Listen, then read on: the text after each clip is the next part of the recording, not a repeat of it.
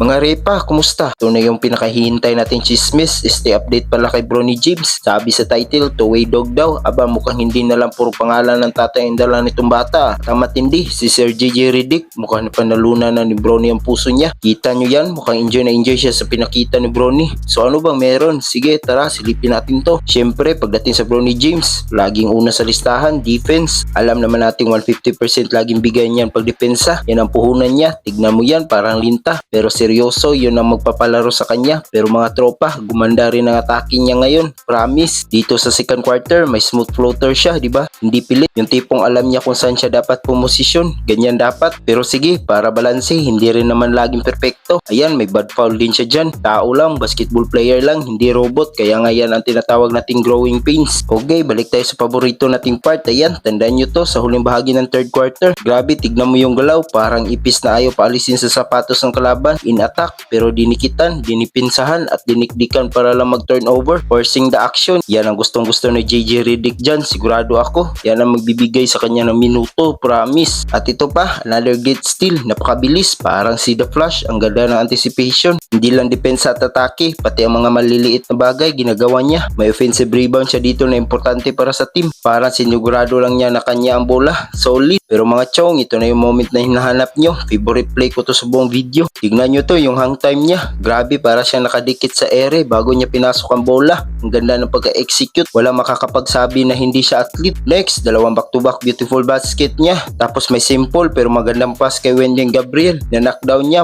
magaling pang pumili ng mga spots niya sa court, diba? Ito pa, nakaskip pa siya papunta sa weak side. Tapos may teammate na nakapoul. Hindi lang siya scorer, marunong din siyang maghanap ng kakampi. Okay, naginit na talaga. Ayaw magpatalo. Swak na 3-pointer yan. Yung tipong, eto na sa akin na to. At syempre, sa kabilang dulo, solid na depensa. Nakakuha pa ng stop. O, teka muna, pakinggan nyo to. Pambato nating assist. Tingnan mo yung pass na yan kay Max Christie. Diretso sa kamay. Nakapoul si Christie. Galing ng vision. At syempre, hindi ko to pwedeng palagpasin. Kailangan kong ipakita sa inyo kung paano niya iniligtas yung bola. Parang pinuno ng energy drinks yung bata. Kaya yun mga pare, sa tingin ko, lahat ng aspeto ng laro ni Bronny ay gumaganda. Hindi na lang siya anak ni, kundi nagpapakita na talaga siya na sarili niyang galing. Two-way player na nagmamarka. Di na ako magtataka kung bakit gustong gusto ni JJ Redick yan. Ganyan ang player na gusto mong kasama sa team. Kayo, ano sa tingin nyo? Comment down below kung tingin nyo magiging big deal talaga si Bronny sa NBA. At huwag kalimutang i-like at subscribe para mas marami pang chismis. ST Sport Analysis pala. Catch you later. Peace out.